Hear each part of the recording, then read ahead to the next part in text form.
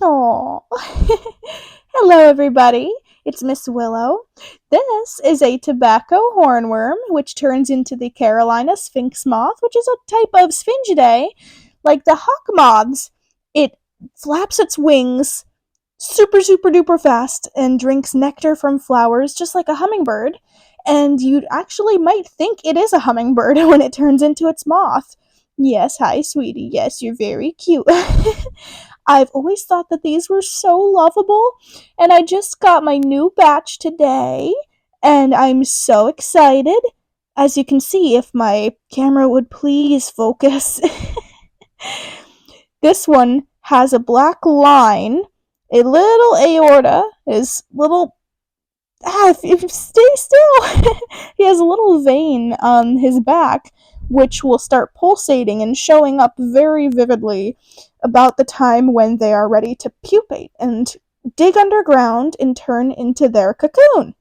So, you will then get your moth several months max from that, and these beautiful moths are just so rewarding, but I can tell you of certainty they are not the brightest at times, especially in captivity. I remember having my last batch last year, and oh boy, they just fly into the ceiling.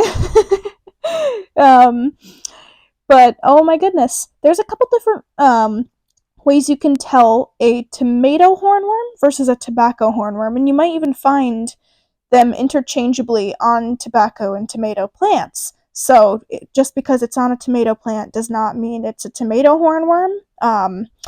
This one is specifically a tobacco hornworm. You can tell by the horn is red, which makes it a tobacco hornworm, and the stripes on its sides, it will have 7 stripes outlined with another black line, while a true tomato hornworm will have 8 of them with no rim, and a bluish black horn. So there's a couple differences. The skin color does change depending on their diet.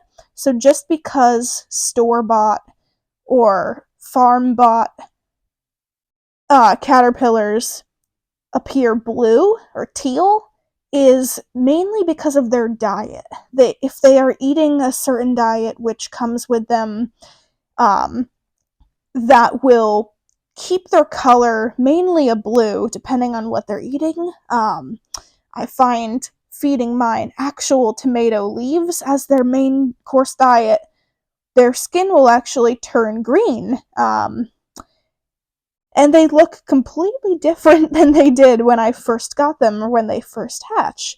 I find that very interesting. I've studied these for a little while now, and I'm fascinated by them. They're one of the biggest caterpillars I have raised, and honestly, I feel like they are very personable, very lovable, and I love it when they rub up on your finger like a little cat. He stands up, too.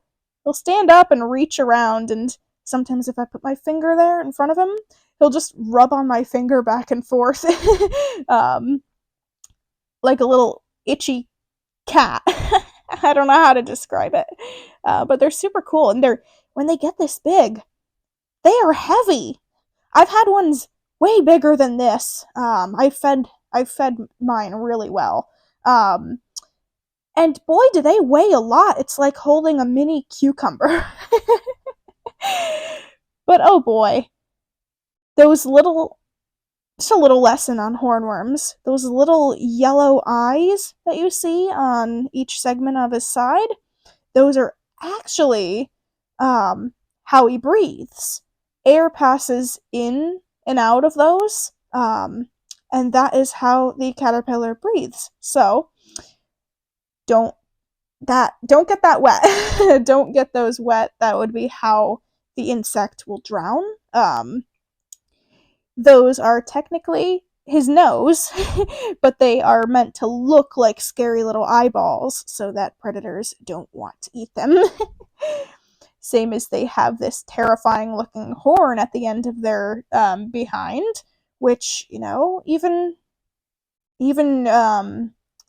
people starting this hobby with them might say, oh, is that poisonous? Same as a bird might look at this and say, oh, I probably don't want to touch that. That's probably dangerous. That is actually just skin. It's not going to sting or hurt. But wow, yes, I love these guys. If you guys have any questions, I raise them and I am more than willing to do my best to help. Um, I raise these personally not for feeding other creatures, but for the fun of raising the moth that comes out of it.